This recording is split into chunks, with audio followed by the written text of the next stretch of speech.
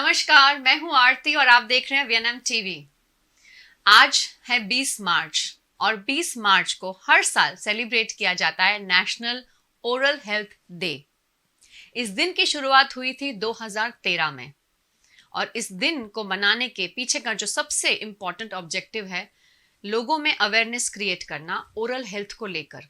क्या बेनिफिट्स है अगर आपकी ओरल हेल्थ अच्छी है और क्या नुकसान है अगर आप अपनी ओरल हेल्थ का ध्यान नहीं देते हैं। तो आज इस दिन पर चर्चा करने के लिए हमारे साथ स्टूडियो में मौजूद हैं doctor Varsha Vaswani. Doctor ma'am, आपका बहुत बहुत स्वागत है। Thank you ma'am, thank you मुझे बुलाने के लिए यहाँ और मेरे ऑडियंस के साथ कनेक्ट करने के लिए। जी, it's a pleasure ma'am, thank you so much.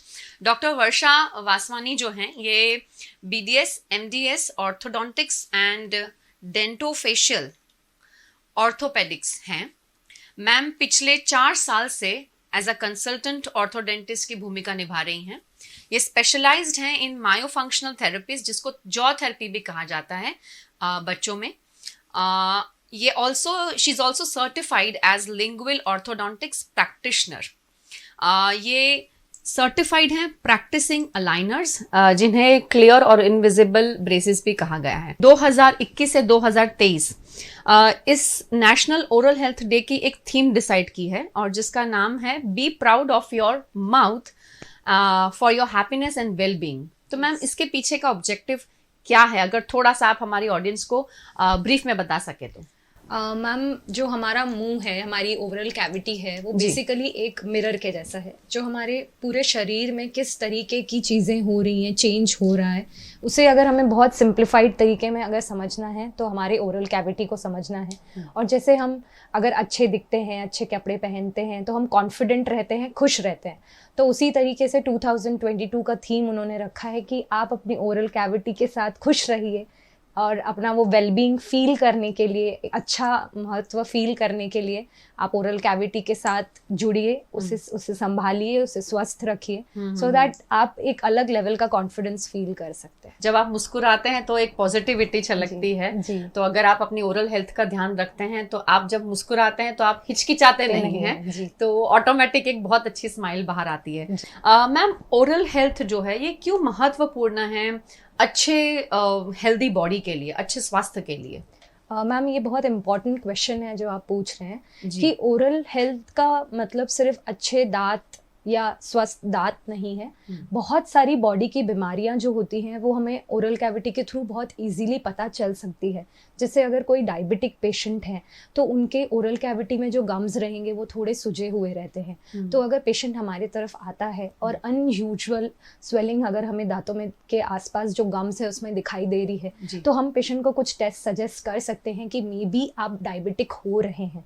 तो कहीं ना कहीं हम ओरल कैविटी के साथ अपने पूरी बॉडी को कनेक्ट कर सकते हैं। जैसे इम्यूनो कॉम्प्रोमाइज पेशेंट्स होते हैं जिनकी इम्यूनिटी कम होती है, जैसे कैंसर पेशेंट्स हैं, उन्हें हम कभी भी कीमोथेरेपी देने से पहले या कोई भी तरीके का इलाज देने से पहले हमेशा ध्यान रखते हैं कि पूरी ओरल कैविटी स्वस्थ है कि नहीं। कार्डियक पेशेंट्स जो होते हैं, जैसे अमेरिकन इंस्टीट्यूट ऑफ कार्डियोलॉजी है, उन्होंने जो रिसर्च किया हुआ है उसमें पता किया गया है कि अगर किसी पेशेंट में कैविटीज या फिर जैसे सड़न जिसे हम कहते हैं या फिर पायरिया की तकलीफ, दैट इज जिंजवाइटिस या पेरियोडोंटाइटिस की तकलीफ है, तो उन्हें हार्ट अटैक आने के चांसेस 50% मोर हैं। तो ये चीज़ें हम कम कर सकते हैं अगर हम अपनी ओरल कैविटी का ध्यान रखें। और जैसे हमारी बॉडी में बाकी सारे ऑर्गन्स हैं, ब्रेन है, किडनी है, लीवर है, जैसे उनकी इम्पोर्टेंस हमारे लिए है वैसे ही हमारे दांत भी हैं। तो उनकी अगर हम इम्पोर्टेंस शुरू से ही लेके चलें फ्रॉम चाइल्डहुड, तो हमें आगे चल के उसके पीछे बहुत ज़्यादा एक तो इन्वेस्टमेंट करने की ज़रूरत नहीं है और अच्छी रूटीन अगर हम शुरू से रखते हैं तो इट बिकम्स अ हैबिट। तो वो भी हमारे लिए बहुत इंपॉर्टेंट चीज़ है हमारे एवरीडे के रूटीन के हिसाब से। Very true. And I think जब हम एज अडल्ट हम ये सब चीज़ें फॉलो करते हैं तो हमारे घर में जितने भी बच्चे हैं वो भी इस रूटीन को फॉलो करने की कोशिश करते हैं और बहुत आइडियली फॉलो करते हैं, तो वो एक एनवायरनमेंट बन जाता है। जी मैम, इस पे भी एक स्टडी हुई है कि उन्हीं पेरेंट्स के बच्चे ब्रशिंग रात में करते हैं जिनके पेरेंट्स एक्चुअली रात में ब्रश करते हैं। वेरी ट्रू, बहुत सही बता रहे हैं। जी जी, तो ये रिसर्च है and it has been proved कि इट इज फ्रॉम अस, जिनसे वो सीख रहे हैं। जी बिल्कुल, क्योंकि बच्चे जो हैं उनके लिए सबसे पहला रोल मॉडल तो उनके पेरेंट्स हैं, उसके बाद दे step out in the outer world. Very true ma'am. Ma'am, किस तरह की तकलीफें ज्यादातर बच्चों में पाई जाती हैं दांतों की सड़न को लेकर, अगर उसके बारे में आप बताएं। मैम सड़न बच्चे कभी भी नहीं कहेंगे कि सड़न हुई है, ज्यादा से ज्यादा कह पाएंगे कि कीड़ा लगा है। और बच्चों में हमेशा एक दर्द को लेकर डर रहता है, क्योंकि अगर बच्चे बीमार होंगे तो हम उन्हें डॉक्टर के पास ले जाएंगे, अगर वो कहेंगे हमें दांत में दर्द हो रहा है तो हम डेंटिस्ट के पास ले जाएंगे। तो इसीलिए बच्चे इंस्टेड ऑफ कंप्लेनिंग कि हमें दर्द हो रहा है, वो या तो खाना कम कर देते हैं या तो दूसरे तरफ से खाना शुरू कर देते हैं। तो इससे दो तरीकों की तकलीफ हो सकती है। एक तो आपकी दांतों की जो यूजेबिलिटी है, यानी यूज करना, सिर्फ एक साइड के दांत यूज हो रहे हैं तो दूसरे साइड के दांतों की यूसेज कम हो रही है। दूसरी चीज बच्चों का न्यूट्रिशन इफेक्ट होता है, क्योंकि जो कड़क चीजें रहेगी जैसे बादाम रहेगा या ककड़ी रहेगी, गाजर रहेगा, बच्चे ये सब बिना बताए खाना अवॉइड करते हैं, बंद कर देंगे। जी बिल्कुल। और सॉफ्ट चीजों की तरफ जिनमें ज्यादा शुगर रहेगा, कार्बोहाइड्रेट्स रहेंगे, ये चीजें वो ज्यादा प्रेफर करते हैं खाना। तो इसीलिए सड़न सिर्फ ये नहीं है कि दांत में दर्द है, उससे ओवरऑल बच्चे की जो ग्रोथ है उस पे भी इफेक्ट पड़ेगा, क्योंकि सारी न्यूट्रिशियस चीजें कम हो जाएगी। इसीलिए हमें ध्यान देना चाहिए कि ब्रशिंग के साथ ओवरऑल हम एवरी 6 मंथ्स 3 to 6 मंथ्स के ड्यूरेशन में बच्चों को डेंटिस्ट के पास सिर्फ विजिट करवाएं, ताकि कोई भी चीज शुरुआत में अगर पकड़ी गई तो उसका इलाज बहुत जल्दी हो जाता है, बच्चों को तकलीफ कम होती है, डर कम हो जाता है। हमारे दिनचर्या में ओरल हेल्थ का हम ध्यान कैसे रख सकते हैं, बच्चे भी और बड़े भी? जी मैम, सबसे पहले तो अगर हम बच्चों की बात करें तो 6 महीने के जब बच्चे होते हैं, इनफैक्ट जिस दिन से बच्चा पैदा होता है उस दिन से उसके ओरल हेल्थ का हम ध्यान रख सकते हैं। बच्चों में मसलिन क्लॉथ से जॉस को जब दांत नहीं आए हैं तब क्लीन कर लीजिए। जी, जैसे मसलिन क्लॉथ लेके मदर ने क्लीन कर लिया। अच्छा। उसके बाद जैसे बच्चों के दांत आए तो थोड़ी सी रबिंग कर ली, जब तक हम ब्रश पे नहीं जाते हैं तब तक। फिर जब बच्चे 2 से 6 साल के बीच में हैं तो उनका जो टूथपेस्ट हम यूज कर रहे हैं वो एकदम एक स्मीयर लेयर जैसा, मतलब एकदम छोटी सी एक फिल्म लगा के बच्चों को ब्रश करने लगाएं, ताकि वो अगर थूक नहीं पा रहे हैं बात तो वो भी एक रूटीन उनकी तब से शुरू हो गई है, तो उन्हें पता है कि ये चीज हमें करनी है। फिर धीरे धीरे हम बच्चों को एवरी मील के बाद ब्रश करना सजेस्ट करते हैं।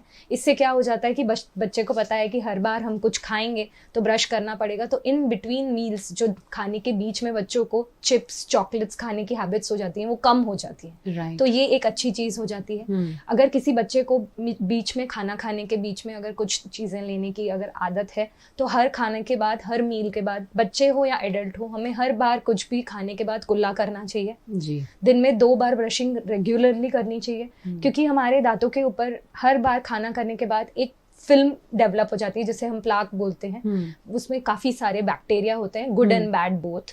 तो वो बैक्टीरियल फिल्म हमारी ब्रशिंग से सिर्फ 12 घंटे तक कंट्रोल रहती है। तो अगर हम दिन में 2 बार ब्रश नहीं कर रहे हैं तो हम हर बार आधी ही फिल्म रिमूव कर रहे हैं। और हर 3 से 4 महीने में वो फिल्म में कैल्शियम डिपॉजिट्स, मिनरल्स हमारे खाने के प्लस सलाइवा के ऐड होके वो फिल्म टाइट हो जाती है। इसलिए आपने काफी लोगों को कहते हुए सुना होगा कि हम बहुत टाइटली ब्रश करते हैं फिर भी ये डिपॉजिट्स, पीलापन जाता नहीं है। तो उसका यही रीजन है कि हमें शुरू से ही 2 बार ब्रशिंग की हैबिट नहीं है। अगर हम 2 बार ब्रशिंग करते रहें, प्लस हमें अपने डाइट में फाइबर वाली चीजें लेनी चाहिए, क्योंकि जो भी जितनी भी हम कार्बोहाइड्रेट चिपकने वाली चीजें लेंगे वो दांतों में जम जाती और जम के जी, जितनी हम फाइबर वाली चीजें लेंगे उतना हमारे मुंह का क्लियरेंस अपने आप हो रहा है। मतलब अलग से हम अगर ब्रश नहीं भी कर रहे हैं आफ्टरनून्स में तो हमारी ये चीजें, न्यूट्रिशियस चीजें हमारी ओरल कैविटी को खुद ही मेंटेन कर रही हैं। और सबसे इम्पोर्टेंट चीज, हमें काफी सारा पानी लेना चाहिए अपने डाइट में। वो इनडायरेक्टली डायरेक्टली हमारे ओरल कैविटी का पीएच मेंटेन करने में हेल्प करते हैं। तो जो चीजें हम जिनसे ले रहे हैं जो बहुत शुगरी हैं, जो हमारे बॉडी में, हमारे ओरल कैविटी में एसिडिक पीएच जो हम कहते हैं डेवलप करते हैं, तो वो ओरल कैविटी के बैक्टीरिया को मल्टीप्लाई करने में ज्यादा हेल्प करती है। तो हम जितना पानी बीच बीच में लेते रहें वो हमारे लिए बहुत जरूरी है। तो most important thing, brushing twice, having lots and lots of water and fluids, and third thing, हर बार आप कुछ खाएं कुल्ला कर लें। आई थिंक ये तो बेस्ट चीज है, क्योंकि अगर ये पहले से ही बच्चों को आदत डाल दें तो बच्चा फिर कुछ भी हो जाए वो चीज छोड़ेगा नहीं, उसको फॉलो करेगा।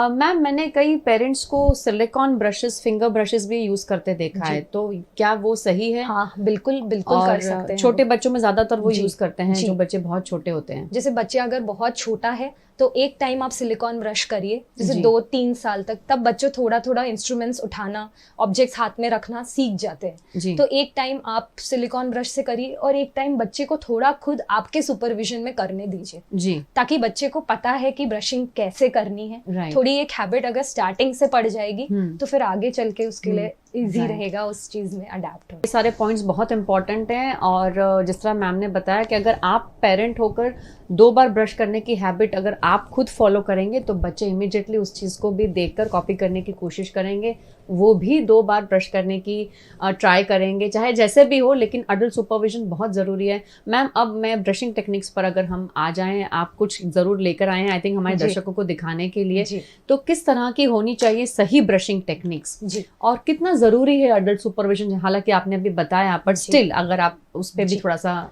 चर्चा करें। हाँ जी।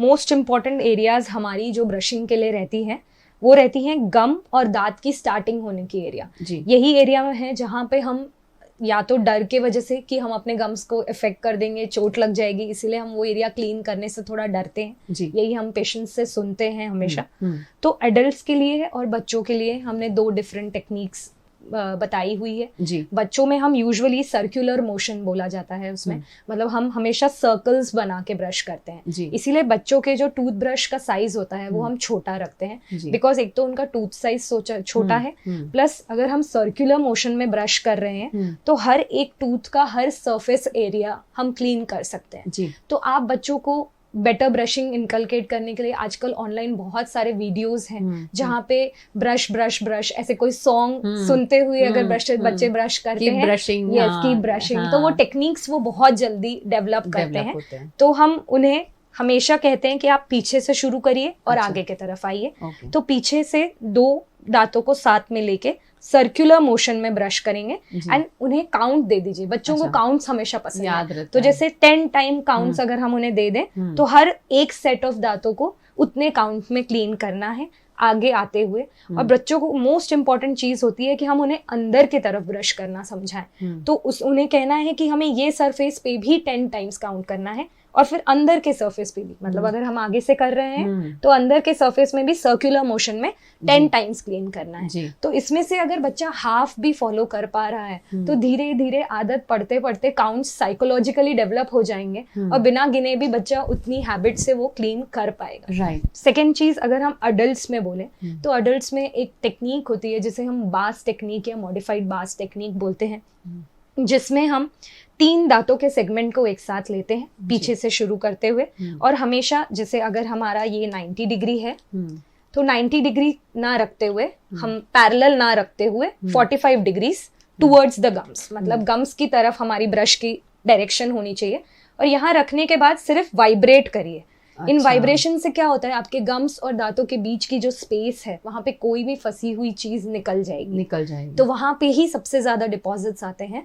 तो वो एक वाइब्रेशन कर लिया और फिर हम ब्रश को अच्छे से इंटरडेंटली, मतलब 2 दांतों के बीच में क्लीन करते हुए ऊपर आएंगे। अच्छा। तो ये मेन मोशन हमने सीखना चाहिए और उसी तरीके से जैसे हम बच्चों को सिखा रहे हैं उसी तरीके से ऊपर से ब्रश करना, और मेन होता है इन एरियाज को क्लीन करना। तो आप एक हैबिट डालिए कि आप मुंह वाइड खोल लीजिए और दांतों को अंदर की तरफ से बहुत अच्छे से क्लीन करिए, क्योंकि वो एरियाज में हमें कैविटीज इतनी जल्दी दिखती नहीं है और बढ़ने की चांसेस ज्यादा रहती है। मोस्ट इंपॉर्टेंट चीज है टंग क्लीनिंग अपने हैबिट में जरूर बनाएं। आजकल बहुत सारी चीजें मार्केट में अवेलेबल हैं, जैसे मोटर ब्रशेस अवेलेबल हैं। तो मोटर ब्रशेस से जिन्हें थोड़ी सी डेक्सटेरिटी की प्रॉब्लम है, मतलब जिनकी ग्रिप इतनी अच्छी नहीं आती, उन पेशेंट्स में हम मोटर ब्रशेस सजेस्ट करते हैं। टंग क्लीनिंग हैबिट्स रखनी चाहिए। आजकल फ्लॉस भी एक डिफिकल्ट टेक्निक हुआ करती थी, बट बहुत सारी कंपनीज आजकल मॉडिफाइड फ्लॉस इन्वेंट किए हैं, निकाले हुए हैं मार्केट में ma'am, which are like toothpick only. तो आप बिल्कुल उनसे इजीली क्लीनिंग रख सकते हैं। तो इंटरडेंटल एरियाज हैं जहाँ पे सबसे ज़्यादा कैविटी होने की चांसेस होती हैं, तो अगर हम वो क्लीन रखें तो I think dental visits will become less. जब बच्चों में काफी बच्चों को पहले तो टूथपेस्ट का प्रोपोर्शन कितना होना चाहिए, क्योंकि जितना ब्रश है उतना टूथपेस्ट का लेयर हम लगा के देते हैं बच्चों को, और बच्चे ब्रश करने से ज्यादा टूथपेस्ट खाते हैं, तो वो खा ले तो उसका कुछ नुकसान तो नहीं है। तो ये सब चीजें, क्योंकि हमारी पिंकी को भी टूथपेस्ट खाना बहुत अच्छा लगता है, और आप देखेंगे उसे भी कि वो भी ब्रश कम करती है और खाती ज्यादा है, तो इसके बारे में थोड़ा बताएं। जी मैम, जब बच्चे को हम शुरू कर रहे हैं ब्रश करना, जैसे आपने बोला था कि हम सिलिकॉन ब्रशेस यूज कर सकते हैं, अगर पेरेंट्स कर रहे हैं तो जैसे मैंने आपको पहले बोला कि स्मीयर लेयर हमने लेना चाहिए, मतलब बिल्कुल हमने थोड़ा सा टूथपेस्ट लेके सिर्फ एक लेयर लगा दी, ताकि इसमें से कुछ अगर बच्चे अंदर ले भी गए तो क्वांटिटी बहुत कम है। उसके बाद जब बच्चा 6 साल तक के हैं तो मटर के दाने के जितना हमने टूथपेस्ट उन्हें देना है बस। और जैसे एडल्ट्स हैं तो सिंपल रूल होता है 1/3 हिस्सा या आधा ब्रश उतना हमने टूथपेस्ट लेना चाहिए। हमने ट्राई करना चाहिए कि बच्चों के लिए हम फ्लोरिडेटेड टूथपेस्ट यूज करें। क्योंकि मैं आपको पूछने वाली थी कि कौन सी ब्रांड, क्योंकि ज्यादातर तो जो टीवी में दिखती है हम तो वही उसी ब्रांड्स को यूज करने की कोशिश करते हैं, और आजकल तो उसमें फैंसी कैरेक्टर्स लगा दिए हैं ताकि बच्चे बाहर जाके वही डिमांड करते हैं कि भाई इसके अंदर मेरा कैरेक्टर है, मेरा फेवरेट सुपर हीरो है, तो मुझे तो यही वाला टूथपेस्ट चाहिए। तो किस तरह के ब्रांड्स यूज करें पेरेंट्स? मैम एटलीस्ट 10 साल तक के बच्चा जब तक नहीं होता है, जी 6 to 10 years is the time when you can literally start over the counter toothpaste, जो हम दवाई मेडिकल स्टोर से डायरेक्टली उठा लेते हैं, वो हमने 10 साल तक ट्राई करना चाहिए कि हम अवॉइड करें। तो फिर उसके लिए हमने क्या डिफरेंट लेना चाहिए? आप एक डेंटिस्ट से मिल सकते हैं, वो आपके दांतों की कंडीशन देख के आपको बता पाएंगे कि कौन से टूथपेस्ट बच्चे के लिए अच्छे हैं। किसी किसी बच्चे में कैल्शियम डेफिशिएंसीज होती हैं पैदा होते से, तो उनमें हमें दिखाई देता है कि अनयूजुअली, मतलब बिना किसी रीजन के भी बच्चे में कैविटीज आ रही है ब्रशिंग हैबिट्स अच्छी होने के बाद भी। तो उन बच्चों में हम फ्लोराइड वार्निश की एक लेयर लगा के बच्चों को फ्लोरिडेटेड टूथपेस्ट पे शिफ्ट करते हैं। अब कितना फ्लोराइड होना चाहिए वो भी हर एज में डिफरेंट होता है। इसीलिए एक एज ग्रुप तक, जैसे हम 6 से 7 साल तक तो हमें ओवर द काउंटर मेडिकेशंस नहीं लेने चाहिए। ओरल जैसे माउथ वॉशेस हम रहते हैं वो भी हमने बच्चों में अवॉइड करना चाहिए। कुछ पेरेंट्स को लगता है कि जल्दी बैड ब्रेथ अवॉइड करने के लिए माउथ वॉश यूज कर सकते हैं, वो भी हमने विदाउट सुपरविजन नहीं लेना चाहिए। और जैसे अगर आप ब्रांड की बात कर रहे हैं मैम, बहुत सारी कंपनीज हैं जो काफी अच्छे टूथपेस्ट बना रहे हैं। जैसे टूथमिन करके टूथपेस्ट है, it is fluoridated plus calcium included, तो वो हम बच्चों को सजेस्ट करते हैं। बट देन अगेन बच्चों की टूथ की कंडीशन, मतलब बच्चों के दांतों की स्थिति क्या है वो देखकर ही डॉक्टर डिसाइड करे, डेंटिस्ट के भाई किस तरह का पेस्ट उन्हें देना चाहिए। और स्पेशली जैसे आपने कहा कि 10 साल के नीचे तक के, मैक्सिमम 6 साल तक के तो हमें वही यूज करना है।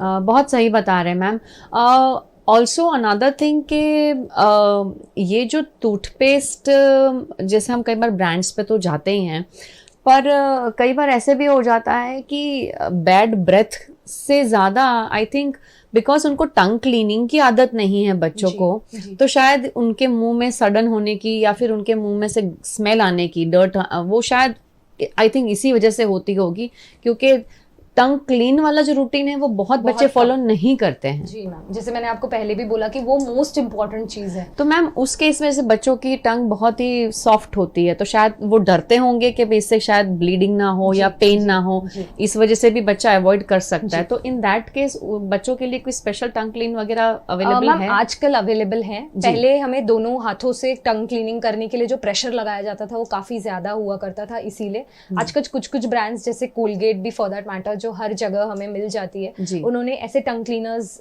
लाए हुए हैं जिसमें हम एक्स्ट्रा फोर्स भी अगर डालें तो भी टंग पे ब्लीडिंग होने के चांसेस बहुत कम होते हैं। अच्छा, तो we can start using those yes tongue cleaners. Right, okay. चलिए, आपने आई थिंक नोट कर लिया होगा उन्होंने जो भी टिप्स बताई हैं मैम ने सारी, और किस तरह की टेक्निक्स आपको ध्यान रखनी है ताकि आपके बच्चे भी वो टेक्निक्स को फॉलो करें।